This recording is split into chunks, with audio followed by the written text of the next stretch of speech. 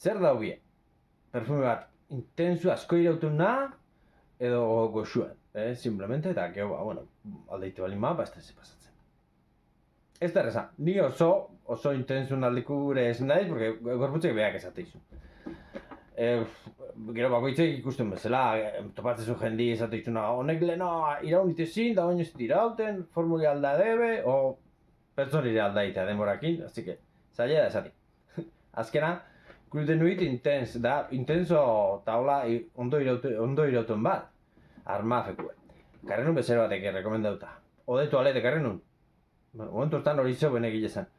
Pentsatzen ode parfum bizango zara, ze arabe asko ode parfum di. Ta presentzile euke, amtile. Ode toalete izango da, baina gero kontura ditzen, ode parfume bat zeuela. Igual, Club de Nuit Intense, amtile da, desente gehiago esatzea.